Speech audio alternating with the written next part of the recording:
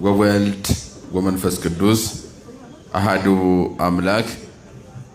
የተከበሩ አባታችን ክቡር መላከ ፀሐይ መምህር ቆሞስ አባ ብርሃነ ሥላሴ የቤተ ክርስቲያናችን አስተዳዳሪ፣ የሁላችን አባት ክቡር አባታችን መላከ ገነት መምህር ቀሲስ ንጋቱ፣ የቤተ ክርስቲያናችን የስብከተ ወንጌል ኃላፊ ክቡራን ሊቃውንተ ቤተ ክርስቲያን መምህራን፣ ቀሳውስት፣ ዲያቆናት፣ መዘምራን በየማድረጋችሁ ለሰማይ ከዋክብትን ለምድር እጽዋትን ውበት ያደረገ እግዚአብሔር ለዚህ ታላቅ ቤተ ክርስቲያን ውበት ያደረጋችሁ የእግዚአብሔር ቤተሰቦች፣ የእናታችን የቅድስት ድንግል ማርያም ልጆች፣ አባቶቻችን፣ እናቶቻችን፣ ወንድሞቻችን፣ እህቶቻችን እንዲሁም ሕፃናት በኃያሉ በእግዚአብሔር ስም እንደምን ሰነበታችሁ? እንደምን ከረማችሁ? እንደምን አደራችሁ? ሳይገባን እንደ ኃጢአታችን ብዛት እንደ ሰውነታችንም ክፋት ሳይመለከት በቸርነቱ በይቅርታው አቅፎ ደግፎን እስከዚህ ዕለትና ሰዓት አድርሶን ያንን ግዙፍ ጨለማ ገፎ ረቂቅ ብርሃን ሰጥቶን በቤቱ የሰበሰበን የድንግል ማርያም ልጅ መድኃኔ ዓለም ከፀሐይ መውጫ እስከ ፀሐይ መግቢያ በፍጥረታት ሁሉ አንደበት ስሙ የተመሰገነ ይሁን። እስኪ በሉ ቀንና በሉ እስኪ ሰዓቷን አታውቁምና ትጉ። ምን በሉ? እንደ እግዚአብሔር መልካም ፈቃድ ባለን ሰዓት የምንነጋገርበት የመጽሐፍ ቅዱስ ኃይለ ቃል ነው። ይህንን ኃይለ ቃል በማቴዎስ ወንጌል ምዕራፍ 25 ቁጥር 13 ላይ ተጽፎ የምናገኘው ነው። ቀንና ሰዓቷን አታውቁምና ምን በሉ? ትጉ ይላል። ይህንን ሁላችን እንደምናውቀው ወንጌላውያን ማቴዎስ ጻፈው፣ ማርቆስ ጻፈው፣ ሉቃስ ጻፈው፣ ዮሐንስ ጻፈው ብንልም አጻፊው፣ አናጋሪው፣ የቃሉ ባለቤት አስተማሪው እሱ ማን ነው? እግዚአብሔር ነው ማለት ነው። ራሱ ነው ቀጥታ ይህን ቃል የተናገረው። ሐዋርያ አይደለም የሰበከው፣ ነቢይ አይደለም የተናገረው። ሰማይና ምድርን የፈጠረ ዓለማት ሳይፈጠሩ የነበረ አለ ብለን የምናምነው ዓለም ሳይፈጠር አለ ብለን እናምናለን። የት እንደነበረ ቦታ የማይጠቀስለት እምኀበ አልቦ ሀበቦ ካለመኖር ወደ መኖር ግዙፉን ረቂቁን ፍጥረት ሁሉ ፈጥሮ በመዳፉ ይዞ እየገዛ ያለ የሚኖር ሰማይና ምድርን የፈጠረ አምላካችን በለቢሰ ሥጋ ተገልጦ በኪደተ እግር እየተመላለሰ ዓለምን በሚያስተምርበት ጊዜ ሲያስተምር ለአባቶቻችን ያስተማረው ትምህርት ነው። እየተናገረው ሕያው ቃል ነው። በማይታበል ቃሉ ይህን ቃል ተናግሯል። በዚህ ምድር ላይ የሰው ልጅ ሲኖር ሊረሳው ሊዘነጋው የማይገባ ጉዳይ ምንድን ነው ቢባል ተግቶ መኖር ነው። ምን ብሎ መኖር ነው? መትጋት በሁለት አይነት መንገድ ልንገልጸው እንችላለን። በዓለማዊ ኑሯችን ስንኖር ወጥቶ ወርዶ ጥሮ ግሮ መብላት፣ መስራት፣ መማር፣ መራቀቅ፣ መተርጎም ይሄ የተሰጠን አንዱ ጸጋ ነው። በስጋም መትጋት እንደሚያስፈልግ መጽሐፍ ቅዱስ ያስተምረናል። አንዳንድ ጊዜ ብዙ ጊዜ ስብከታችን ንስሐ ግቡ ብቻ ይሆናል፣ በአብዛኛው ማለት ነው። እውነቱን ለመናገር ንስሐ ግቡ ከማለት መቅደም ያለበት ትምህርት ምንድን ነው ከተባለ ተግታችሁ ስሩ፣ ወጥታችሁ ወርዳችሁ ራሳችሁን እርዱ፣ ስራ አትናቁ፣ ተማሩ፣ ተመራመሩ፣ ተራቀቁ የመጀመሪያው ትምህርታችን ነው። ከቃሉ ጋር ናችሁ? ምን ነው ያኮረፋችሁ ይመስላል? ስራ ስሩ ሲባል እሺ ነው የሚባለው አይደለም? የቤተ ክርስቲያን እኮ ግዴታዋ ነው። ይሄ የዚህ መለኮታዊ መመሪያ ነው። የሰው መመሪያ አይደለም፣ የሰባኪ ቃል አይደለም። ይሄ ጥራይ ግረህ ብላ ለአዳም አባታችን የተሰጠ ጸጋ ነው አይደለ? ምክንያቱም ሰርቶ የማይበላ ሰው ሌባ ነው የሚሆነው። ምንም ጥርጥር የለውም። ሌባን እግዚአብሔር አይወድም። ስለዚህ ጥረህ ግረህ ብላ የሚለው መጀመሪያው ትምህርት ያ ነው። ንስሐ ግባ ዝም ብሎ የራበውን የጠማው ሰው የሚበላ የሌለው ሰው ንስሐ ግባ ብትለው አይገባውም። ይገባዋል? ትምህርቱ ይገባናል ወይ? ርቦን ይገባናል ወይ? እስኪ ሳትዋሹ ይገባናል? አይገባንም አይደለ? አሁን ስለ ራብ ስለ ምግብ ስለምን ነው? ምክንያቱም እየደረደርን እግዚአብሔር ጋር እዚህ ቁመን ስለ ራብ ነው የምናስበው ማለት ነው። ስለሚበላ ስለሚጠጣ ግን እግዚአብሔር ፈቅዶልናል። ጤና ያለው ሁሉ ይስራ፣ መስራት የሚችል ሁሉ ይስራ። ከደካማዎች ከአዛውንት እናቶቻችን አባቶቻችን እንዲሁም ደግሞ መስራት የማይችሉ በተለያየ ምክንያት የአካል ጉድለት ያለባቸው በህመም ያሉ እንዲሁም ደግሞ መማር ያለባቸው ህፃናት እንዲማሩ ከማድረግ ባለፈ ግን ጤና ያለው ሁሉ ጉልበት ያለው ሁሉ ጥሮ ግሮ መብላት እንዳለበት የእግዚአብሔር መመሪያ ነው። አያችሁ ሰው ሲሰራ ራሱን ሲረዳ በራሱ ሙሉ ሲሆን አለይ ብሎ ሲያስብ በዚህ ምክንያት ደግሞ ጎን ለጎን የሚሰራው በደል ሊኖር ስለሚችል ሰው ሲሞላለት ሰው ሲኖረው ገንዘቡን ስልጣኑን መከታ አድርጎ ደግሞ ኃጢአት ስለሚሰራ ንስሐ ግባ ይባላል። አያችሁ ግን ምንም የሌለው ሰው እየራበው እየጠማው እየተሰቃየ ያለን ሰው ንስሐ ግባ ብንለው ላይገባው ስለሚችል ጥረግረህ ብላ ይቀድማል ማለት ነው። ሰነፍን እግዚአብሔር አይወድም። ሲራክ ምን ይላል? አብድ ነውም በጊዜ ማይረር ይላል። ሰነፍ ሰው ስራ በሚሰራበት በስራ ጊዜ ይተኛል። በምን ጊዜ ይተኛል? አዎ ምክንያቱም ክረምት ላይ ካላረሰ ገበሬ አስቡት ምን ይሆናል?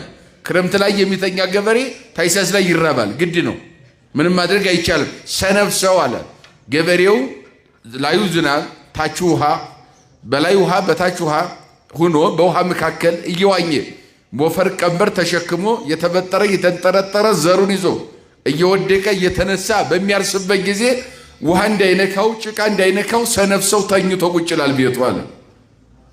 አያችሁ በዚያን ጊዜ በመኸር ጊዜ በሚሰራበት ጊዜ ዋናው መሰረት በሚጣልበት ጊዜ የኑሮ ዘይቤ መሰረታችን በሚጣልበት ጊዜ እሱ ይተኛል። ብርዱን ፈርቶ ቤቱ ተኝቶ ቁጭ ይላል ሰነፍ ሰው አለ። ወይ ሐዝን ዘይዘግቡ ትጉሃን ነገር ግን እነኛ ላይ ውሃ ታች ውሃ ሆኖባቸው በዚያው በውሃ መካከል እያለፉ መከራውን ሳይሳቀቁ የሰሩ ሰዎች ታይሳስ ላይ በሚሰበስቡበት ጊዜ ጎተራቸው ሲሞላ እሱ ይተክዛል ያዝናል ይላል። በስራ ጊዜ ተኝቶ በሚሰበሰብበት ጊዜ ምን ይላል? ያዝናል። አያችሁ አሁን ያዝናል ስንል እግዚአብሔርን እያማረረ ይውላል ማለት ነው። እግዚአብሔር ለምን ለኔ አልሰጠኝም ይላል። በዚህ በድርሳነ ሚካኤል ላይ አንድ ሰው ሁል ጊዜ ሚካኤል ምንድነው ለኔ ገንዘብ ማሰጠኝ ለምንድነው ለኔ ማሰጠኝ እያለ ሁል ጊዜ ሚካኤልን ሲወቅስ ይውላል። ግን ቁጭ ብሎ ነው የሚውለው፣ ምንም ስራ የለውም። ጤነኛ ሆኖ ቁጭ ብሎ የሚውል ሰው ሚካኤልን ሲወቅስ የሚውል ሰው ነው። ከዕለታት በአንድ ቀን ቅዱስ ሚካኤል ተገለጠለትና ጎረቤቶችን አታይም እንደነሱ አትሰራም? እነሱ ሰሩ አበረከትኩላቸው፣ አንተ ምን ክል አበርክትልህ አለው ቅዱስ ሚካኤል ተገልጦ ማለት ነው። ስለዚህ ጥረግረ ብላ የሚለው መትጋት የሚለው ነገር በስጋዊም በመንፈሳዊ ነገር መትጋት እንዳለብን ነው። ስጋዊ ስንል ዕለት ጉርሳችን እንዳናጣ፣ ልብሳችን እንዳናጣ፣ መጠለያ እንዳናጣ ሰው መትጋት እንዳይራብ እንዳይጠማ መትጋት እንዳለበት ይህን ማሰብ ነው። ግን ወደ መንፈሳዊ ነገር ስናመጣው ሰው ሁለተኛው ተግቶ መኖር ያለበት ከኃጢአት ርቆ የሰራውን በደል ይቅርታ እየጠየቀ ጧት ማታ እግዚአብሔርን እያሰበ በልቡ መንግሥተ ሰማያትን እያመላለሰ ለሰራው ኃጢአት ሁሉ እግዚአብሔርን እየካሰ በድያለሁ ብሎ አምኖ ተጸጽቶ ይቅርታ እየጠየቀ በጾም በጸሎት በፍቅር በትሕትና በምጽዋት ዘወትር መትጋት የሰዎች ግዴታ ነው። አሁን እያለን ያለው ጌታችን ይህን ሲጀምር መጀመሪያ ላይ እንደው አሚሃ ትመስል መንግሥተ ሰማያት አስሮን ደናግለ አስሮን የሚላ ደናግለ አስሩ ቆንጃጅትን የእግዚአብሔር መንግሥት ያን ጊዜ ትመስላለች ይላል። 10 ቆንጃጅት ወይም ደናግልን የእግዚአብሔር መንግሥት ያን ጊዜ ትመስላለች አለ። ስንት ቆንጃጅት? 10 ቆንጃጅት 10 ደናግልን የእግዚአብሔር መንግሥት ትመስላለች አለ። ከነኚህ 10 ደናግል አስሩም ሁሉ ደናግል ብሎ አስቀመጠና ከነኚህ መካከል ግን 5ቱ ሰነፎች ናቸው፣ 5ቱ ልባሞች ናቸው ይላል። ሰነፍና ልባም አያችሁ፣ ሰነፎች አሉ 5 ናቸው። ደግሞም ትጉ የሆኑ ሰዎች አሉ። የሚተጉ ደግሞ ስንት አሉ? 5 አሉ። 5 ሰነፎች 5 ምኖች ናቸው? ትጉዎች አሉ። የተጉ ማለት ነው። አያችሁ ልባሞች ናቸው። አደረገን አስቀመጣቸው። እነኚህ የእግዚአብሔር መንግሥት እነኚህን ትመስላለች አለ። እነኚህም የሚጠብቁት ነገር አለ። ሙሽራ ይመጣል ተብሎ ተነግሯቸዋል። ያ ሙሽራ የሚጠብቁ ናቸው። ምን ይጠብቃሉ? ሙሽራን ይጠብቃሉ። ሙሽራው የሚመጣው በመንፈቀ ሌሊት ነው። 10ሩም እነኚህ ሙሽራውን ሲጠብቁ ቆዩና እንቅልፋቸው መጣና ተኙ ይላል። 10ሩም ተኙ። ግን 10ሩ ሰነፎች 10ሩ ልባሞች ናቸው፣ ትጉ ናቸው። ምን አድርገዋል? ትጉዎቹ ምን አደረጉ? መብራቱን ከማሰሮ ማሰሮን ከመብራት ወይም ዘይትና መብራትን ይዘዋል። ሁለቱን አሟልተው ማለት ነው ልባሞቹ። ሰነፎቹ ደግሞ መብራት ይዘዋል፣ ዘይት የለም። ሰነፎቹ ምን ይዘዋል? ግን ምን የለም? ዘይት የለም። እነኛኞቹ ደግሞ ምን ይዘዋል? ልባሞቹ መብራትም ዘይትም ሁለቱን አስማምተው ይዘዋል። ትጉዎቹ ማለት ነው። ሰነፎቹ ደግሞ መብራት ብቻ ይዘው ዘይት የለም። ምን ይጠብቃሉ? ምን እየጠበቁ ነው ብለናል? ሙሽራ እየጠበቁ ነው። በመንፈቀ ሌሊት ይመጣል ሙሽራው። እሱን ነው እየጠበቁ ያሉት። ለምን? ሙሽራው ሲመጣ ሚዜዎቹ አጅበውት እየተዘመረለት በልዩ ክብር ታጅቦ ሙሽራው ሲመጣ አብረው ወደ ሰርግ ቤት ለመግባት ነው 10ሩም የተዘጋጁት። ግን ሰነፎቹ መብራት ይዘው ዘይት አልያዙም። እነኛኞቹ መብራቱንም ዘይቱንም ይዘዋል። ልባሞቹ 5ቱ ማለት ነው። መንፈቀ ሌሊት እስከሚሆን ድረስ ሲዘገይባቸው ተኙ ይላል። 10ሩም ደግሞ ተኙ። ነገር ግን ልክ መንፈቀ ሌሊት ሲሆን ሌሊት ግማሽ ሌሊት ሲሆን ድንፋታ ሆነ ወኮነ ውጓ መጻመራዊ ወኮነ ውጓ እነሆ ሙሽራው መጣ። ድንፋታም ሆነ ይላል። ይሰማ ነበር፣ ድምፅ አስተጋባ ይላል። ምክንያቱም ዝማሬው አለ፣ አጃቢዎች አሉ። እነዚህ ታጅቦ ነው የሚመጣ ሙሽራ፣ በልዩ ክብር ነው የሚመጣው። ያን ጊዜ በመንፈቀ ሌሊት ሲመጣ ድምፅ ሲያስተጋባ ሁሉም ከእንቅልፋቸው ነቁ ይላል። 10ሩ ከምናቸው ነቁ? ምን ለመቀበል? ሙሽራውን ለመቀበል።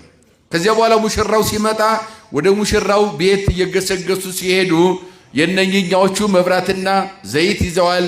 በመብራታቸው ላይ ዘይት ጨምረው እነሱ ሙሽራው ሊቀበሉ እያበሩ ሲሄዱ የነኛ ዘይት ስለሌለው ጠፋ ይላል። ምን አለ? ጠፋ። የነኛኛው መብራት ዘይት የለውም፣ ጠፋ። መንገድ ላይ ቀረ ማለት ነው። መብራት ያልያዘ ደግሞ ሙሽራው ጋር ሰርግ ቤት መግባት አይችልም። መብራቱን እያበራ ነው መግባት የሚችለው ማለት ነው። ስለዚህ ያን ጊዜ እነሱ ምን አሏቸው? እነኚህ ዘይት የያዙትን ወደ እነሱ ቀረቡና ሰነፎቹ እባካችሁ ዘይት ስጡን፣ አለቀብን፣ ከእናንተ ስጡንና አብርተን አብረን ንግባሉ። አይ ዘይታችን እኮ አሁን ለእኛ ብቻ ነው እንጂ ለእናንተ አይሆንም። ይልቁንስ ያለ ሱቅ ሊኖር ይችላል፣ የሚሸጥበት ቦታ ይኖራል።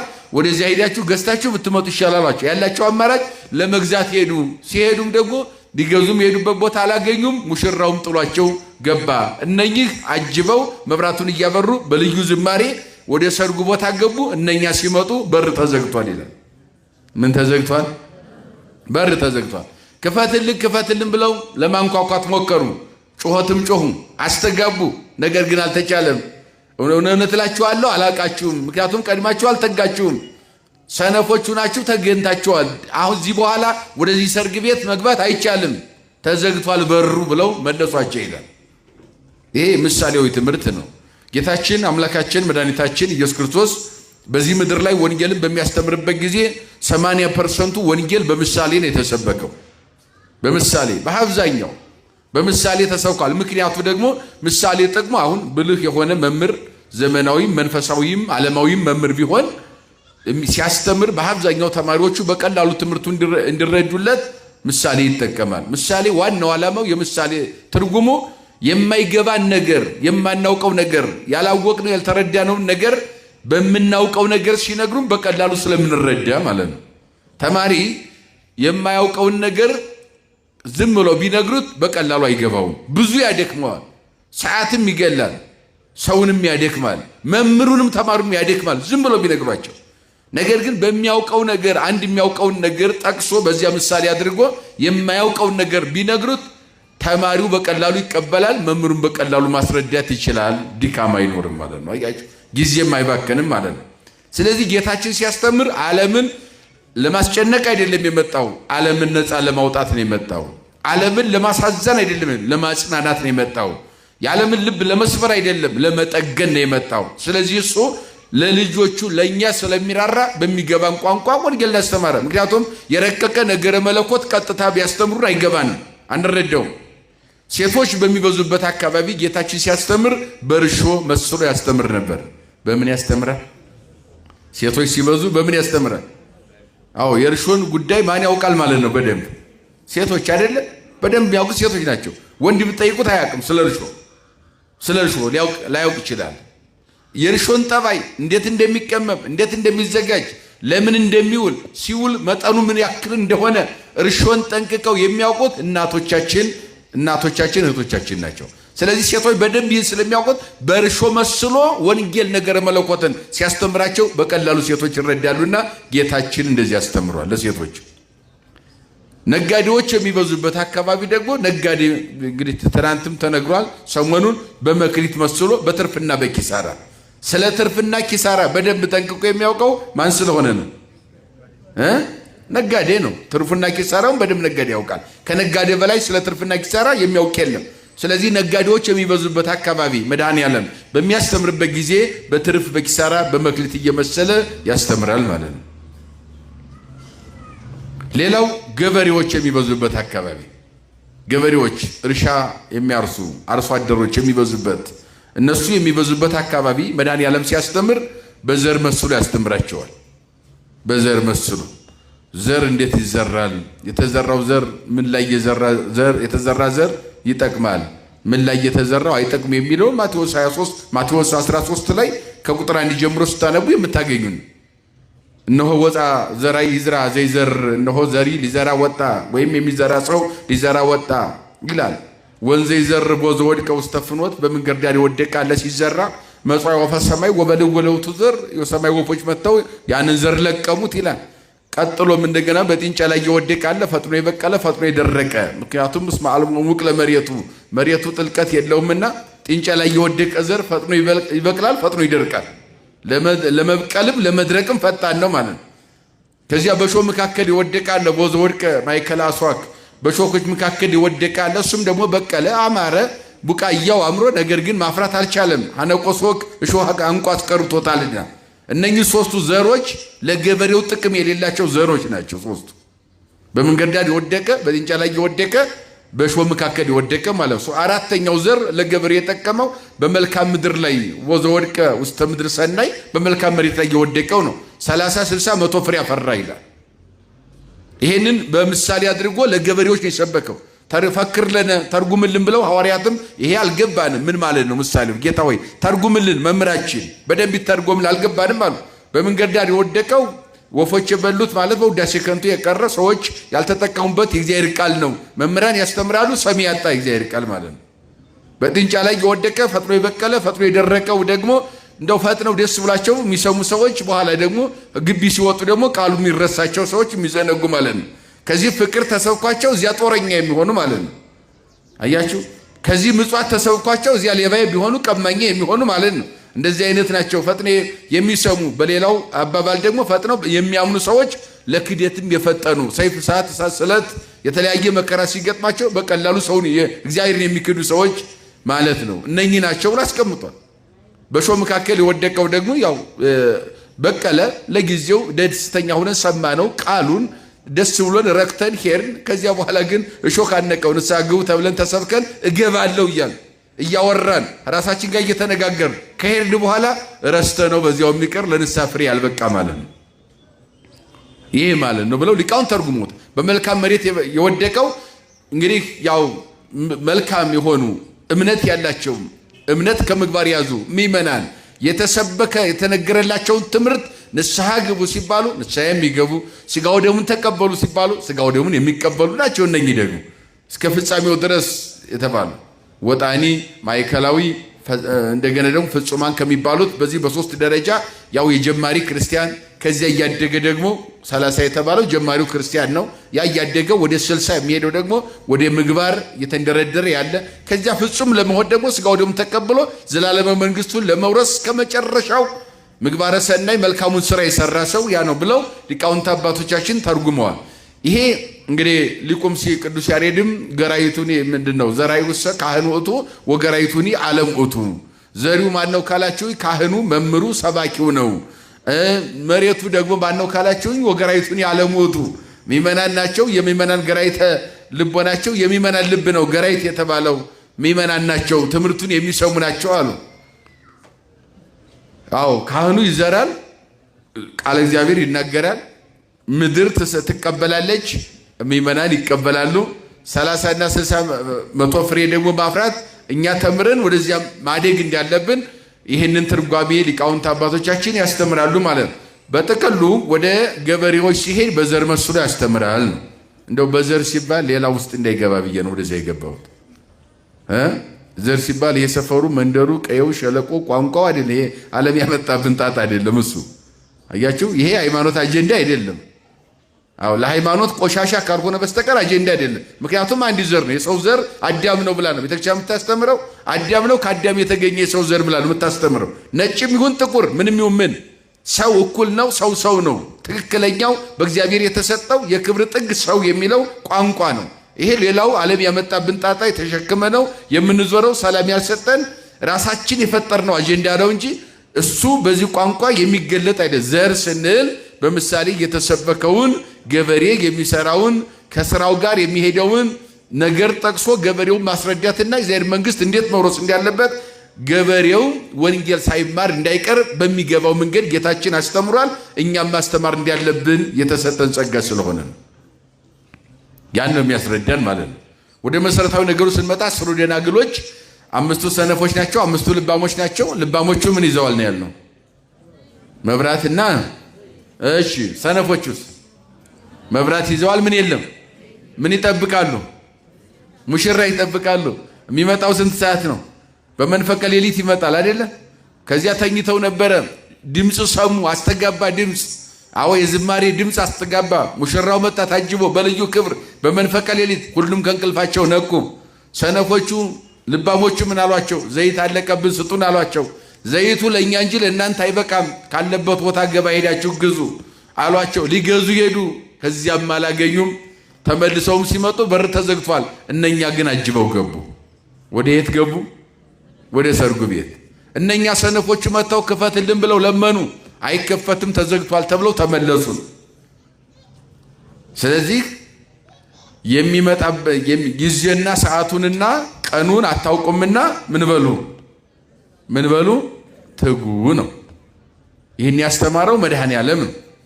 ጊዜ ይመጽእ ወልደ እጓለ እመሕያው እስመ ይተአምሩ ዕለታ ወሰዓታ። ጊዜ ይመጽእ ወልደ እጓለ እመሕያው የሰው ልጅ ክርስቶስ የሚመጣበትን ጊዜ እናንተም አታውቁምና ሰዓትና ቀኑን ስለማታውቁት ተዘጋጅታችሁ ምን በሉ ኑሩ። ማቴዎስ 24 ነው። እዚህ ላይ ደግሞ ትጉ ይላል። በምን እንትጋ ነው? በምን እንትጋ? አንደኛ በጾም፣ ሁለተኛ በጸሎት፣ ሶስተኛው በንስሐ ፍቅር፣ ምጽዋት ይባላሉ። እነኚህ ናቸው ምን ተጋባቸው የክርስቲያን መገለጫ እነኚህ ናቸው። አያችሁ፣ ተግቶ ሰው መኖር አለበት። ሌላው ከምንም በላይ ደግሞ ሰው መትጋት ምንድን ነው የሚተጋው ስንል ቤተ እግዚአብሔር በመምጣት መትጋት ይቻላል። እውነቱን ለመናገር ቤተ እግዚአብሔር የሚመጣ ሰው ከብዙ ነገር ስለሚከለከል ማለት ነው። ከዓለም መጥፎ ነገር ሁሉ የሚከለከለው ሰው ቤተ እግዚአብሔር ሲመጣ ነው። ቤተ እግዚአብሔር እንዳንመጣ ለጸሎት እንዳንተጋ ያነቀን ብዙ ነገር አለ። በእንቅልፍ ምክንያት ያንቀናል። በጓደኛ ምክንያት እዚያው ያስቀረናል። የማንተጋበት ብዙ ነገር አለ፣ እንቅፋት አለ። ያን ሁሉ ግን ረግጦ መንጣት፣ ቤተ እግዚአብሔር መንጣት፣ ጧት ማታ መጸለይ፣ መትጋት ያስፈልጋል። ስላለፈው ኃጢአታችን በደላችን ጧት ማታ እያለቀስ እግዚአብሔርን መጠየቅ ያስፈልጋል። ሙሽራ የተባለው ሰማይና ምድርን የፈጠረ እግዚአብሔር ነው። ማን ነው ሙሽራ? የዓለም መድኃኔ ዓለም ነው ሙሽራ። ዓለም የሚጠብቀው ሙሽራ። አያችሁ፣ ምሳሌያዊ ነው ትምህርቱ ብያቸዋለሁ። 10 ደናግል የተባሉ የሰው ዘር በሙሉ ማለት ነው ባጭሩ። መጽሐፍ ቁጥር አብዝቶ አሳንሶ መናገር ልማደ መጽሐፍ ነው። ከፈለገ በማቴዎስ 22 ላይ ስትመለከቱ አንድን ሰው የዓለምን ኃጥአን አድርጎ አስቀምጦታል። የሰርግ ልብስ ያለበሰ አንድ ሰው ነበር ይላል። ምን ያለበሰ? ሁሉም ወደ ሰርግ ቤት ሲገባ የሰርግ ልብስ ሳይለብስ የተገኘ አንድ ሰው ነበር ይላል። ለምን አልለበስክም ሲለው ጸጥ አለ፣ መልስ የለውም። ያ የሰርግ ልብስ ባጭሩ ንስሐ ለምን አልገባህም ማለት ነው። መንግስተ ሰማያት የሰርግ ቤት ወደዚህ ያለ መግባት ንስሐ መግባት ያስፈልጋል ነው። እዚህ ላይ ትጉ እየተባለውም ለዚህ ነው። በጾም በጸሎት አልጸናህም፣ በፍቅር በትህትና አልጸናህም፣ በአምልኮተ እግዚአብሔር አልጸናህም፣ ምግባር የለህም፣ የሰርግ ልብስ አልለበስክም፣ ለምን እዚህ ትገባለህ ብሎ ጠይቆታል። ዝም አለ፣ መልስ የለውም። ምን ነው መግዣ ስለሌለኝ የሚያበድረኝ ስለሌለ ልብስ የሚያውሰኝ አጥቼ ምናምን አይልም ቢሉ አይ እሱ የጠፋው ይሄን ማለት ሰው ከዚህ በላይ ብዙ ማውራት ይችላል። እሱ አይደለም ነጡ። ይሄንን የለበስከውን ብታጥበው የሰርግ ልብስ ይሆናል ስለሚለው ጸጥ አለ ብለዋል። ደግሞ ምግባር እኔ እኮ ምግባር ያልሰራው ደካማ ስለሆንኩ ኃጢአተኛ ስለሆንኩ ስጋ ለባሽ ስለሆንኩ ብሎ ሰው ብዙ ምክንያት ሊገረድ ይችላል። ስጋ ለባሽ መሆንክን ደካማ መሆንክን ስጋ እንደሚያሸንፍ እኔ አምላክ መረዳት መቻቃተኝ። ለዚህ ሁሉ መነሻ የሆነ የምትመለስበት በቀላሉ ንስሐን ሰጥቻለሁ። ንስሐ ለምን አልገባህም ነው። ደካማ መሆንክንማ ያውቃለሁ፣ ግን ንስሐን ሰጠ ይላል እግዚአብሔር። ከቃሉ ጋር ናችሁ? አዎ ይላል እግዚአብሔር። የዓለምን ሕዝብ 10 ደናግል ብሎ መጽሐፍ አስቀመጠ። 5ቱ ሰነፎች፣ 5ቱ ልባሞች። ሰነፍ የተባለው አጠቃላይ ኃጥአን ናቸው፣ ኃጢአተኞች ማለት ነው። በሕግ እግዚአብሔር የማይጎዙ አቢጸግሙ፣ ንስሐ የማይገቡ የማይታዘዙ፣ የተሰጣቸውን ጸጋ ያልተጠቀሙ፣ ንስሐ ገብተው ሥጋው ደግሞ መቀበል ያልቻሉ ሰዎች እነኛ አሚፀኞች ሁሉ እነኚህ ናቸው ሰነፎች የተባሉ። ሃይማኖት አላቸው ምግባር የሌላቸው ማለት ነው ሰነፎቹ። መብራት የተባለው ሃይማኖት ነው፣ ዘይቱ ደግሞ ስራ ነው። ከቃሉ ጋር ናቸው? አይ ሃይማኖት በቂ ነው ስራ ያስፈልግም የሚሉ ሰዎች አሉ። ይህን ወንጌል እንዴት አድርገው እንደሚተረጉሙት እግዚአብሔር ይወቀው። መብራትና ዘይት እንዴት ይተረጎማል? ሲጀመር እነሱ መጀመሪያውንም የዘጉት መጽሐፍ ቅዱስ ትርጉም አያሻውም አያስፈልገውም ነው ብሎ ዘግተዋል። እዚያ ላይ ሲጀመር ትርጉም አያስፈልገውም፣ መጽሐፍ ቅዱስ ብቻውን በቂ ነው፣ ድጋፍ አያስፈልገውም፣ የሚሞላው ጎደሎ የለበትም፣ ማንም የሚሞላው አያስፈልገውም ብለው ስለዘጉ ነው እዚያ ላይ። መጽሐፍ ቅዱስ ግን በደንብ ሲረዱት መጽሐፍ ቅዱስ ሰው እምነት ከስራ ስራ ከእምነት ካላስተባበረ የእግዚአብሔር ሊሆን አይችልም። ቋሚ ትምህርት ነው። ነፍስ የተለየው ስጋ ነው ይላል እንደውም ያዕቆብ። 10 ደናግል የተባለ የዓለም ሕዝብ ነው። 5 ሰነፎች የተባሉ እነማን ናቸው? ኃጥአን ናቸው፣ አሚፀኞች፣ ለእግዚአብሔር የማይታዘዙ፣ በእምነት የማይጸኑ፣ እምነት ከምግባር የሌላቸው ማለት ነው። መብራት ይዘው በማሰሮ ዘይት የሌላቸው፣ ሃይማኖት አላቸው፣ ክርስቲያን ነኝ ብቻ ይኖራሉ። ነገር ግን ምንም ምግባር የለም። ክርስቲያን ነኝ ብሎ የሚሰርቅ፣ ክርስቲያን ነኝ ብሎ የሚቀጥፍ፣ ክርስቲያን ነኝ ብሎ ነፍሰ ገዳይ፣ ክርስቲያን ነኝ ብሎ አሚፀኛ፣ ክርስቲያን ነኝ ብሎ ጉበኛ፣ ክርስቲያን ነኝ ብሎ አስቡት ፍርድ የሚያዛባ የድሃን እንባ የሚያፈስ፣ ይሄ ምን ይባላል? መብራት ብቻ ነው። ይሄ ዘይት የሌለው በር የሚዘጋበት እንዲህ አይነቱ ነው። አያችሁ፣ መብራት ከዘይት የያዙ እነማን ናቸው ከተባለ ደግሞ አሁን ከጠራናቸው ክፉ ስራዎች ሁሉ የነጹ ሰዎች ማለት ነው።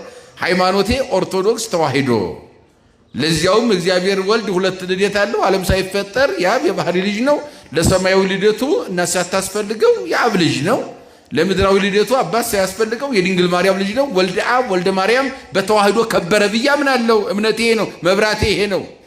ምግባሬ ደግሞ ጾማለሁ፣ እጸልያለሁ፣ ንስሐ እገባለሁ፣ እግዚአብሔር ይቅርታ ጠይቃለሁ፣ ሥጋው ደግሞ እቀበላለሁ። አያችሁ፣ እነኚህ ልባም ደናግል የሚባሉት እነኚህ ናቸው። አስተዋይ የተባሉ እነኚህ ናቸው። አያችሁ፣ ምግባር ከሃይማኖት የያዙ መብራት ከዘይት ጋር አብረው የያዙ እነኚህ ናቸው ማለት ነው። ሙሽራው ይመጣል በመንፈቀ ሌሊት፣ ሰማይና ምድርን የፈጠረ የዓለም መድኃኒት መድኃኔ ዓለም ዓለምን ለማሳለፍ ይመጣል። የምንጠብቀው እሱን ነው። የምንጠብቀው እሱን ነው። ባለፈው ደብረ ዘይት፣ አሁንም ገብርኄር፣ ዙሮ ዙሮ ወንጌሉ ያው ነው። ምንም ሌላ ነገር የለውም። እንደ ዕለቱን ለማስታወስ ካልሆነ በስተቀር በተለይ አሁን የማቴዎስ 25 ላይ ስትመለከቱ ሙሉ ምዕራፉ 3 መሰረታዊ ነገሮች ነው ባጭሩ ያሉት። 10 ደናግል ብሎ እዚህ ላይ መስሎ ተናገረ። እስከ ቁጥር 13 ያለው 14 ጀምሮ ያለውን ደግሞ ስትመለከቱ 3 ሰዎች ባለ መክሊቶችን አስቀመጠ። ባለ 5 እና ባለ 2 ባለ 1 መክሊት አስቀመጠ። ይሄም ዝም ብሎ ኃጥአንና ጻድቃን ነው። ያም ኃጥአንና ጻድቃን ነው። ቀጥሎ ያለው ደግሞ የመጨረሻው ደግሞ አረፍተ ነገር በዚህ ምዕራፍ ውስጥ ፍየሎችና በጎች ብሎ ያስቀምጣል። በጎች ጻድቃን ናቸው፣ ፍየሎች ኃጥአን። ሌላ ምንም አዲስ ነገር የለም። ወንጌሉ ስንጠቀልለው 25 ምዕራፍ ይህን ነው የሚነግረን። ስለ ዕለተ ምጽአትም ስንናገር ተግታችሁ ጸልዩ ነው አይደለ? እስከ መጨረሻው የጸና ምን ይላል ነው ንገሩ። ምን ይላል? አዎ በእምነት ማለት ነው። ሳይናወጽ በእምነቱ ፈተና በምድር ላይ ሊመጣ ይችላል። ፈተና ሊፈራረቅብን ይችላል። የሚፈራረቀውን ሁሉ ፈተና ረግጦ ማለፍ ማለት ነው። የተሰበረ የተጠመደ ወጥመድ ሊኖር ይችላል። በእምነት በምግባር ያንን ሰብሮ ማለፍ ማለት ነው። የተዘጋጀ ጉድጓድ ሊኖር ይችላል። በእምነት በምግባር ደፍኖ ያንን ማለፍ ማለት ነው። አያችሁት? ይህን ነው የሚነግረን። ስለዚህ እነኚህ ሰነፎች እነማን ናቸው ሲባል እንዲሁ ዝም ብለን በእምነት ብቻ የምንመላለስ ሰዎች የነሱ ነን ማለት ነው። እኛ ነን እነኛ ሰነፎቹ። ክርስቲያን ነኝ ብቻ ዝም ብሎ በክርስትና ብቻ መመላለስ ምግባር አልባ ሁነን ማለት ነው። አስቡት። ክርስቲያን የሆነ ሁሉ ይጾማል። ክርስቲያን የሆነ ሁሉ ይጸልያል። ክርስቲያን የሆነ ሁሉ እግዚአብሔርን ያስባል። ክርስቲያን የሆነ ሁሉ ንስሐ ይገባል። ምን ይገባል? ምን ይገባል? ገብተናል ወይ ነው አሁን። አዎ ብዙ የምናደንቃቸው ሰባኪዎች ሰብከዋል። አሁንም እየሰበክን ነው በየአቅማችን ሁላችንም። ምንም አይጮህ የለም፣ እየጮህን ነው፣ እንጫጫሃለን። እናንተም ትሰበሰባለህ፣ ትልልቅ ጉባኤ ይደረጋል። ዓለምን አናወጸው እንደዚህ ሆነ ተብሎ ይደረጋል። ግን ምንድነው ለውጡ ነው? አሁን ንስሐ ካልገባን ይቅርታ ካልተጠያየቅ አሁንም ጦረኛ ነን። አሁንም ስንገዳደል ነው የምንውለው። አሁንም እንቅልፍ የለንም። አሁንም አሳዳጅ ነን። እውነቱን ስንናወራ መቼ ነው እዚህ ውስጥ የምንወጣው? ከዚህ አረንቋ ጉድጓድ ውስጥ መቼ ነው ተመንጥቀን ወደ ምሕረት ሰገነት መውጣት የምንችለው ነው አሁን ጥያቄው እንጂ የሰባኪ ችግር የለም፣ የተሰባኪም ችግር የለም። አሁን ምንም ችግር የለው። ግን መቼ ነው ልባሞቹን እነኛን ቆንጃጅት ወይም ደናግል የምንሆነው? መቼ ነው? ሁልጊዜ መብራት ብቻ ሆነን እስከ መቼ እንኖራለን? ዘይቱን የምንጨምረው መቼ ነው የሚለውን ዋናው መሰረታዊ ነገሩ ይህን እንድናስብበት ነው። በእውነት እግዚአብሔር ልብ ይስጠን ለሁላችን። አዎ ትልቁ ችግር ይሄ ነው ያለው። ምስቅልቅሉ ወጥቷል። አገሩ ምስቅልቅሉ ወጥቷል። ሰፈሩ ምስቅልቅሉ ወጥቷል። ዓለም ምስቅልቅሉ ወጥቷል። አስቡት። መፍትሄ ጠፍቷል። ዓለም ይንጫጫል፣ ግን መፍትሄ የለም። ምንም የለም መፍትሄ። አያችሁ ለምን ቢባል ዝም ብለን ያለነው ምን ላይ ነው? መብራት ብቻ ነን። የለም ዘይቱ ጠፍቷል። ዘይት የለም፣ ደርቋል ዘይቱ። አያችሁት? ትልቁ ፈተና ይሄ ነው። ስለዚህ ሙሽራው ሰማይና ምድር የፈጠረ መድኃኔ ዓለም የድንግል ማርያም ልጅ ይመጣል።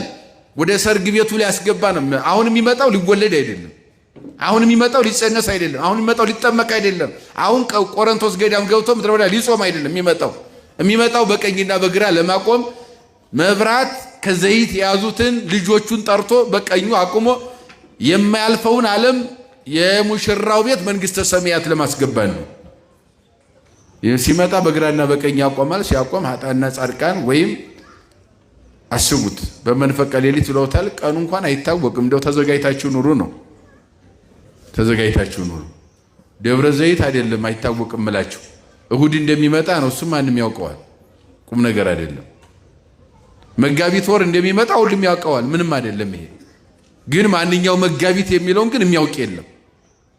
አሁን መጋቢት ወርን እናውቃለን ጌታ እንደሚመጣ። መቼ እንደሚመጣ ዘመነ ዮሐንስ ነው። እንደ ወሩም መጋቢት ነው። ቀኑ እሁድ ነው። መንፈቀ ሌሊት ይመጣል። ይሄ ቋሚ ትምህርት ነው፣ ችግር የለውም። ግን ማንኛው ዘመነ ዮሐንስ ስንት ዘመነ ዮሐንስ አልፏል? ወደፊት ስንት ዘመነ ዮሐንስ ይመጣል? እሱ ብቻ ነው የሚያውቀው። ብዙ መጋቢት ወር አልፏል። አሁንም መጋቢት ወር ይመጣል። ወደፊትም ብዙ መጋቢት ወር ይመጣል። ብዙ ቀን እሁድ ቀን አልፏል። አሁንም ብዙ እሁድ ቀን ይመጣል። ብዙ መንፈቀ ሌሊት አልፏል። አሁንም ብዙ መንፈቀ ሌሊት ይመጣል። ማንኛው ነው የሚያውቀው? እግዚአብሔር ብቻ ነው። ከቃሉ ጋር ናቸው።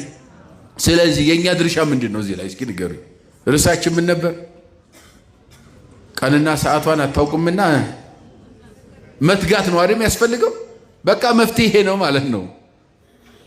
በቃ መጋቢት ወር በመጣ ቁጥር መጨነቅ አያስፈልግም። እንደውም እንዲመጣ መጸለይ ነው የሚያስፈልገው። አያችሁ፣ ከሙሽራው ጋር የማያልፍ የሰርግ ቤት መግባት ይሻላል አይሻልም? መግባት ይሻላል አይሻልም? ይሻላል። ምን አማራጭ አለ? ይሄ መከራ አለ መቼም። ይሄ አይናፍቀንም አይደለ? ምን የሚናፍቅ ዓለም አይደለም ይሄ። አስቡት፣ አንድ ቀን እንኳን ማንደሰትበት። ለነገሩ ሲፈጠር በራሱ ሊቃውንት ምን አሉ? ሲፈጠር ሁለት ነገሮችን ተቃራኒ ነገር ተሸክሞ ሊኖር የተፈጠረ ዓለም ነው አሉ። ሊያስተናግድ፣ ያ ማለት ሐዘንና ደስታ፣ ማልቀስና መጽናናት፣ ማግኘትና ማጣት፣ መታመምና መዳን። አያችሁ፣ ይሄንን ሊያስተናግድ ተገዶ የተፈጠረ ዓለም ነው። እዚህ ውጭ ሊሆን አይችልም። ያለንበት ዓለም ማለት ነው። አይ እኔ ደስተኛ ብቻ ሁኜ ልኑር አይባልም። ሐዘን እንደሚያገኘን እርግጠኞች ነን። አይ እኔ ሐዘንተኛ ሁኜ ነው የምኖረው አንልም። ደስታ እንደምናገኝ እርግጠኞች ነን። የሚያለቅሰው ይጽናናል፣ የተደሰተው ያዝናል፣ ያዘነው ይደሰታል፣ የተሾመው ይወርዳል፣ የወረደው ይሾማል። እንደዚያ ነው ዓለም። ይህን ነገር ሁለት ነገሮች እየተፈራረቀ እኛ በዚህ ውስጥ በዚህ ምህዋር ውስጥ የማን ህይወት አልፋል? የኛ ህይወት በዚያ ውስጥ ማለፍ ግዴታው ነው ማለት ነው። ተገዶ ያልፋል። ያው የተፈጥሮ ስጦታ ስለሆነ በዚህ በመከራ ሁለት ነገር በሚፈራረቅበት ዓለም ስንኖር የኛም ህይወት እንደዚያው ነው። ዛሬ ሲሞላልን ነገ ሲጎልብን፣ የጎደለው ሲሞላ የሞላው ሲጎድል፣ እንዲህ ነው ዓለም የሚሄደው። በዚህ ውስጥ እንኖራለን። ያኛው ዓለም ግን የእግዚአብሔር ዓለም አሁን የምንለው ገብቶ የማይወጣበት አያቸው። መብራት ከዘይት የያዙ የሚገቡበት ግን እንደዚህ አይነት ነገር ጉድለት የለበትም። ሁሉ ጊዜ ሙላት ነው። ምን የለበትም? ጉድለት የለም። በእግዚአብሔር መንግስት አያችሁ፣ ሁሉ ጊዜ ሙሉ ነው። አሁን እስካሁን ጨለማ ነበር፣ አሁን ደግሞ ብርሃን ሆኖ መጣ። ቀን ብለ ነው አይደለ? እዚያ ግን ጨለማም የለም፣ ይሄ ቀንም የለም። ሙሉ ከዚህ ዓለም ብርሃን 7 እጥፍ የሚያበራ የእግዚአብሔር መንግስት ነው ያለው። ያን ዓለም የሚያበራለት የዚህ ዓለም ፀሐይ አይደለም፣ ከዋክብትም አይደሉም፣ ወር ጨረቃም አይደለም። የሚያበራለት ራሱ እግዚአብሔር የሚያበራለት ዓለም አለ። እዚያ ከገባን በኋላ ብርሃን ለብሰን ቅዱስ ቅዱስ ቅዱስ እያል ከመላእክት ጋር መኖር ነው። አጃቢዎቹ መላእክት፣ ነቢያት፣ ሐዋርያት፣ ጻድቃን ሙሽራው ክርስቶስን አጅበው ይመጣሉ። የእነሱ ድምፅ ሲያስተጋባ ያን ጊዜ ሁሉም ከእንቅልፉ ሲነቃ ዓለም ወደ እግዚአብሔር በሚቀርብበት ጊዜ ከሙታን ተለይቶ ዓለም ተነስቶ በእግዚአብሔር ፊት በሚቀርብበት ጊዜ በቀኝና በግራ ያቆማል ነው ንጉሱ ሙሽራው። በግራ እነማን ይቆማሉ? ዘይት አልባዎቹ ባለመብራቶች ናቸው። በቀኝ እነማን ይቆማሉ? መብራት ከዘይት ጋር የያዙት እነሱ ከሙሽራው ቀኝ ይቆማሉ። አያቸው። ሄደው ምን ይሏቸዋል? እባካችሁ ዘይት ስጡን አልቆብና ይሏቸዋል። ለእኛ ለራሳችን ነው እንጂ ለእናንተ አይሆንም። ምክንያቱም ያን ጊዜ ንስሐ ሰጭም ተሰጭም የለም። እውነታው ይሄ ነው። ከቃሉ ጋር ናቸው። አይ ጸልዬ ልንጣ አይባልም። ያኔ ተሰጥቶን የለ ይሄ ዘመን ተሰጥቶን የለ ይሄ ጊዜ። አይ ልሂድና ንስሐ ገብቼ ልንጣ አይባልም። ንስሐ ሰጭም የለም። ራሱም ተጠሪ ነው። በስ ተጠርቶ በቀኝ ይቆማል ያን ጊዜ ራሱ። አሁን ይሄ ምድር የተሰጠን በዚህ ምድር ላይ ስንኖር ልንዘጋጅበት ነው። አያችሁ፣ መዘጋጃ ነው። ያኛውን ዓለም ለመውረስ መዘጋጃ ነው። ሁሉን ነገር አስተካክለን የምንሄደው እዚህ። እግዚአብሔርማ ሲመጣ ኑ ግቡ፣ እናንተ ውጡ የሚባሉት ይወጣሉ፣ ግቡ የሚባሉት ይገባሉ። በር ይዘጋል ማለት በዚያ በር ላይ ማዘዝ የሚችል ምንም ፍጡር የለም ማለት ነው። ምንም የለም። ስለዚህ መዘጋጀት፣ መትጋት። በምን መትጋት? በምግባር። ክርስቲያን የሆነ ሁሉ መጾም፣ መጸለይ፣ ይቅርታ መጠያየቅ፣ መፈቃቀር፣ መተሳሰብ፣ ተካፍሎ መብላት፣ አብሮ መኖር። አያቸው፣ ዘይቱ ይሄ ነው የሚመናን። ይሄ ከሌለ ታዲያ ምን ትርጉም አለው? ክርስቲያን ነኝ ዝም ብሎ ምን ትርጉም አለው? እስኪ ያስቡት። ትርጉም አልባ ህይወት መኖር የለብንም። ይህንን ማሰብ ነው ያለብን። ሙሽራችን ክርስቶስ ይመጣል። ያ ሰርግ ቤት መንግሥተ ሰማያት ይሰጣል። ወደዚያ ለመግባት በዚህ ምድር ላይ ከመብራት ጋር ዘይት አብሮ መያዝ ያስፈልጋል። ቀኑን ደግሞ አናውቀውም። አያችሁ፣ ነገ የነገው መጋቢት ያሁኑ አልፏል፣ ቀጣዩ ሊመጣ ይችላል። እኛ አናውቅም። ይሄንን ነው እያልኳችሁ አይደለም፣ አናውቅም። ለይቶ የሚያውቀው የፈጠረው እሱ ብቻ ነው። ማን ብቻ ነው የሚያውቀው? የፈጠረው ራሱ ነው የሚያውቀው። መምህራን የሚያስተምሩት በዚህ ልክ ነው። መጋቢት ይመጣል፣ ደብረ ዘይት የምንለው ማለት ነው። ዕለተ እሑድ ነው ቀኑ የሚመጣበት፣ መምህራን ያስተምራሉ። ሌሊት መንፈቀ ሌሊት ይመጣል፣ መምህራን ያስተምራሉ። ማንኛው ለሚለው ግን መልሱ ራሱ እግዚአብሔር ነው የሚያውቀው። የእኛ ድርሻ ምንድን ነው? በዚህ ውስጥ ካል መዘጋጀት ነው። እንደው ወበከመ ኮነ በመዋዕሊሁ ለኖህ፣ በኖህ ዘመን እንደሆነው ብሎ ምሳሌ ኦሪት ዘፍጥረት ምዕራፍ 6 ላይ ያለውን የኖህን ዘመን አንጥቶታል መጽሐፍ። በኖህ ዘመን እንደሆነው እንዲሁ ከማዊ ከጉን ምጽአቱ ለወልደ እጓለ እመሕያው፣ ለወልደ እግዚአብሔር፣ ወልደ እግዚአብሔር የአብ ልጅ መሆኑን ነው። ወልደ እጓለ እመሕያው የድንግል ማርያም ልጅ። እንዲሁም እሱ የሚመጣበትም እንደዚህ ነው የሚሆነው። በኖህ ዘመን እንደሆነው የእግዚአብሔር ምጽአት እንደዚያ ይሆናል። እስኪ በሉ በኖህ ዘመን በሉ እስኪ እንደሆነው የእግዚአብሔር ልጅ መምጣትም እንደዚያ ይሆናል። በማን ዘመን እንደሆነው? አዎ 10ኛው ትውልድ ኖህ ላይ አዳም ጀምሮ 10ኛ ትውልድ ኖህ ነው። ዘፍጥረት ምዕራፍ 5 ላይ እንደተቀመጠው ቀመሩ በኖህ ዘመን ላይ የነበረው ትውልድ አሚፀኛ ሆነ። ግማሹ ጣዖት ያመልካል። ጣዖት መምለኩ አልበቃቸው፣ ሰካራም ነው። ሰካራምነታቸው ብቻ አልበቃቸውም። በሟርት በጥንቆላ የተያዙ ናቸው። እሱም ብቻ አልበቃቸውም። ዝሙት ይፈጽማሉ። እሱም ብቻ አልበቃቸውም። ጭራሽ ምን ያመጣል ማን ይቃወመናል ብለው እርቃናቸውን እንደ እንስሳ ዝሙት በአደባባይ ይፈጽሙ ነበር ነው የሚለው። እንደ እንስሳ ሰው ሆኖ እንስሳዊ ባህሪ አያችሁ። እንስሳዊ ባህሪ የተላበሰ አሁንም እኮ አለ እንስሳዊ ባህሪ የተላበሰ። ከእንስሳ አልፏል። አሁን የሰው ኃጢአት እውነቱ ስናወራ ከእንስሳ አልፏል። ወንድ ወንድ ሴት ከሴት የሚለው ከእንስሳ ውጭ ከእንስሳ በላይ ምን ብለን እንገልጸዋለን? አሁን እንዲህ አይነት ትውልድ ተፈጥሯል። እንዲህ አይነት ትውልድ ተፈጥሯል። አያችሁ። ይሄ ደግሞ መብራትም ዘይትም የሌለው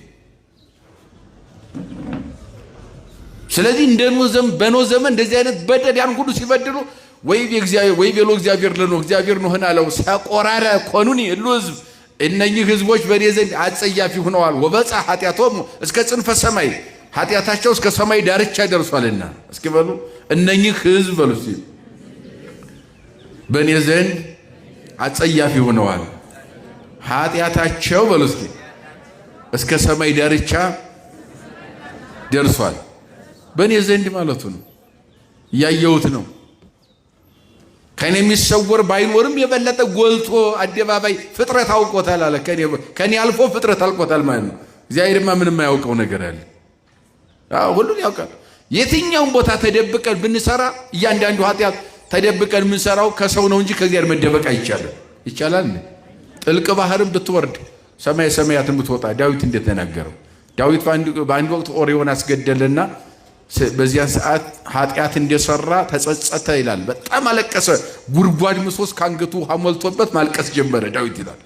አድነኒ እግዚኦ እስመ በጽሐኒ ማይ እስከ ነፍሴ የሚለው የ68ኛው መዝሙር ላይ እስከ አንገቱ ጉድጓድ ምሶ ውሃ ሞልቶበት እያለቀሰ ወደ እግዚአብሔር ጮኸ። ከዚህ አሰበው የሰራሁት ኃጢአት ትልቅ ነው፣ በደል ነው የበደልኩት። አሁን ወደ የት ልደበቅ አለ። መደበቂያ ጉድጓድ ፈለገ። አያችሁት? ግን የት ይደበቃል? ከዚያ መደበቅ ይቻላል?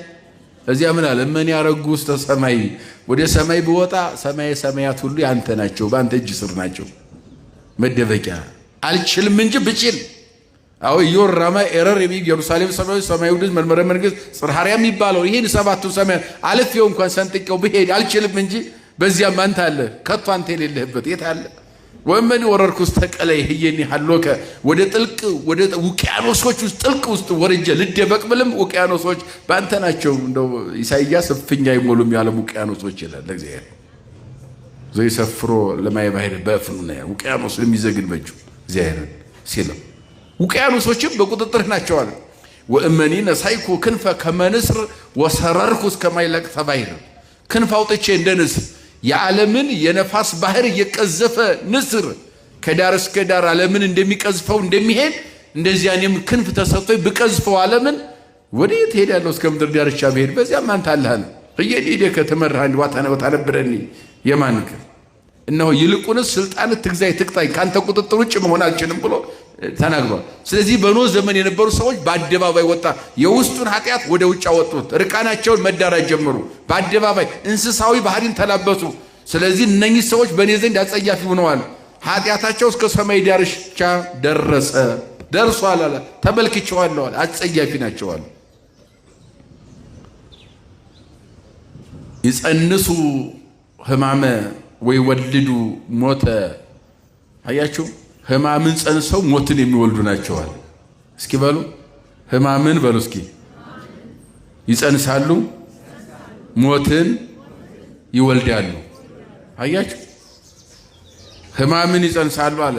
በሽታን በኃጢአት ምክንያት ያ ደግሞ ያ የኃጢአት ሕመም በሽታ ደግሞ ምንን ይወልዳል አለ?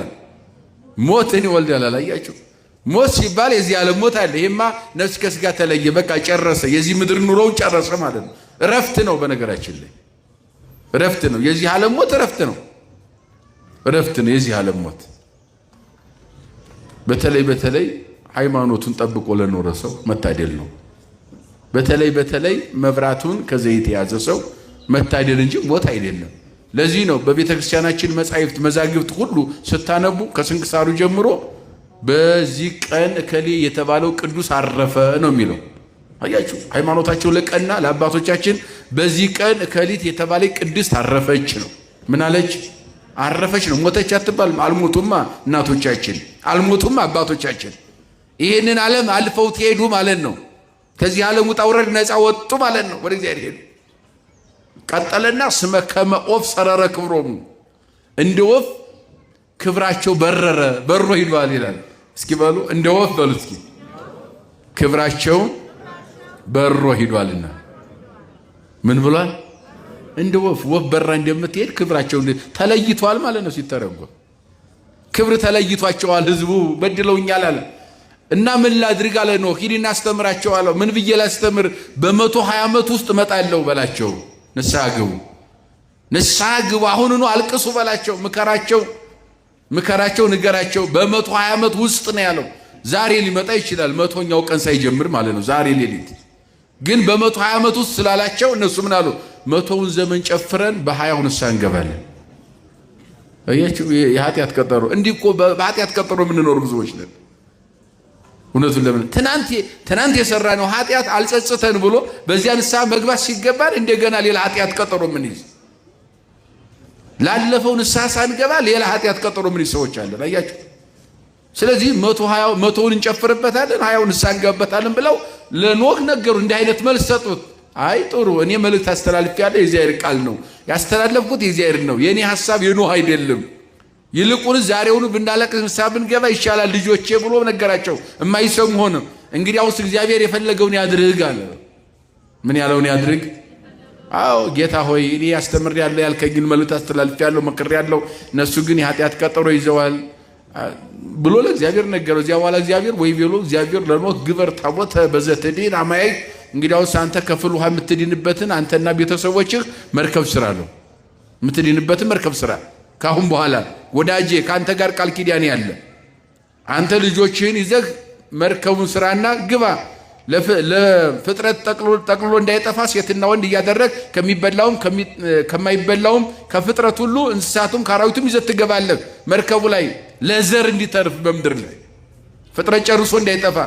አንተ ግን 3ቱ ልጆችህን ምራቶችህንም ሴም ካም ያፌት ልጆችህን የእነሱ ሚስቶች አድርገህ 6 የእሱ ሚስት አምዛራ ትባላለች። ራሱ ኖህ 8 ሆኖ ለዚህ ነው 8 ነፍስን አተረፈ የሚለው መጽሐፍ ቅዱስ። መርከብ ስራ አለው፣ መርከብ ሰራ። ከዚያ በኋላ ወደ መርከብ ግባ አለው፣ መርከብ ገባ። ፍል ውሃ 40 መዓልት 40 ሌሊት በምድር ላይ ዘነበ።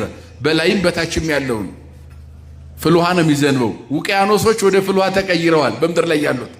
ከላይ የሚዘንበውም ዝናብ እንደዚያው ወደ ከውቅያኖስ ነው የሚወጣው። ያው ፍል ውሃ ነው የሚዘንበው ከላይም ከታችም። በዚህ መካከል በአራራት ተራራ ላይ መርከብ እየተንሳፈፈ ቆይቷል። በምድር ላይ ፍጥረት ሁሉ ጠፋ ይላል መጽሐፍ። በፍል ውሃ አማካኝነት ጠፋ። ስለዚህ እነኛ ሲበሉ አለ ጌታችንም ሲበሉ ሲጠጡ ሲያገቡ ሲጋቡ ዝሙት ሲፈጽሙ ሲወጡ ሲወርዱ በስጋዊ ነገር ተጠምደው እንዳለ ድንገት ማያይህ መጥቶ ፍል ውሃ መጥቶ እንዳጠፋቸው እንዲሁ እንደ ኖህ ዘመን እንደነኛ እንዳትሆኑ ትጉ ነው እያለ ያለው መጽሐፍ ቅዱስ። ምን በሉ?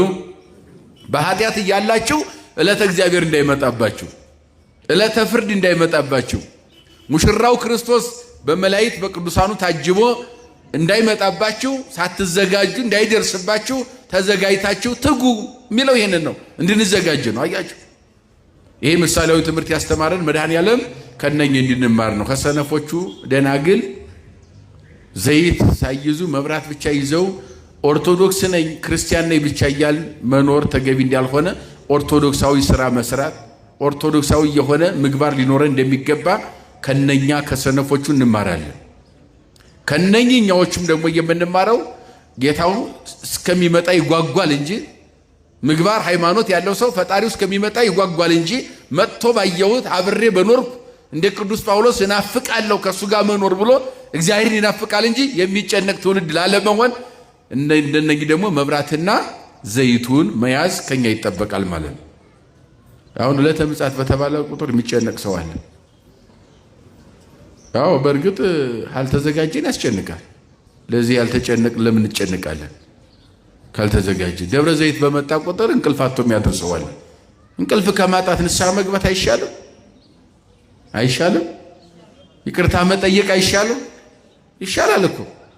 ምን እንቅልፍ ያሳጣል? እውነቱን ለመናገር መናፈቅ ነው እንጂ እና ካንተ ጋር እንኑር መከራ የሌለበት ስቃይ የሌለበት ግፍ የሌለበት ውጣ ውረድ የሌለበት ሁልጊዜ ደስታ አንተን ማመስገን ብቻ አንተን እያዩ መኖር ያ ይናፍቀና ብሎ ስለዚያ ነው እንጂ መጨነቅ ያለብን እንዲመጣ ነው መጨነቅ ያለብን። እና በራዕየ ዮሐንስ ላይ ባለ ራእዩ እንደተናገረው ቶሎ ና ይላል። ምን ይላል?